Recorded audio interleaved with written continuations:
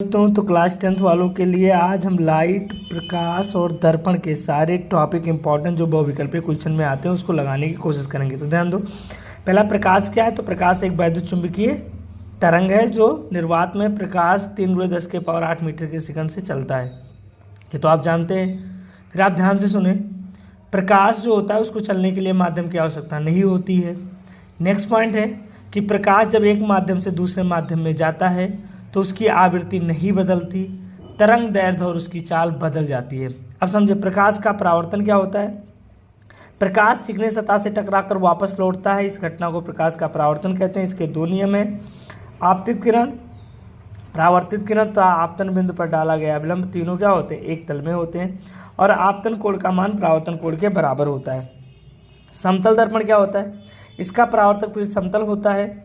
समतल दर्पण की फोकस दूरी अनंत होती है। समतल दर्पण की आवर्धन क्षमता +1 होती है।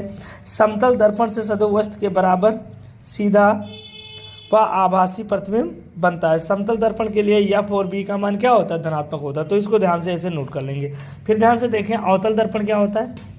इसका परावर्तक पृष्ठ अंदर की ओर धंसा होता है।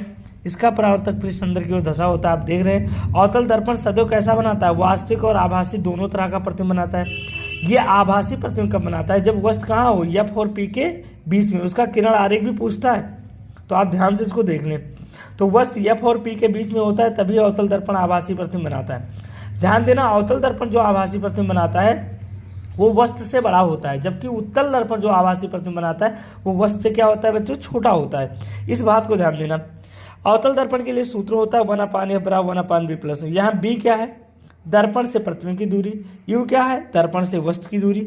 F क्या है, दर्पण की फोकस दूरी। यहाँ F दर्पण की फोकस दूरी है।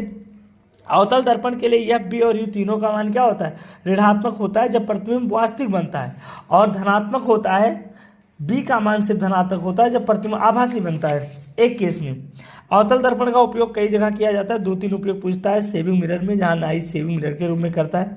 दांतों को देखने के लिए चिकित्सा के रूप में किया जाता है। सूक्ष्मदर्शी में इसका प्रयोग किया जाता है। डॉक्टर आँख, कान और गले का, नाक का इलाज करने में करते हैं। अवतल दर्पण एक अभिसारी दर्पण है क्योंकि ये प्रकाश को क्या कर देता है, सिकोड़ देता है। दर्पण के मध्य बिंदु से दर्पण के मध्य बिंदु को दर्पण का ध्रुव कहते हैं। समझ गए ना, दर्पण का जो मध्य बिंदु होता है ये, इसी मध्य बिंदु को क्या कहते हैं हम लोग, दर्पण का ध्रुव कहते हैं। ठीक है। दर्पण से परावर्तित समांतर किरण, जब परावर्तन के बाद कोई समांतर किरण जब दर्पण आपतित होती है तो परावर्तन के बाद मुख्य अक्ष के जिस बिंदु पर मिलती है उसे फोकस कहते हैं। याद रखना, R को वक्रता त्रिज्या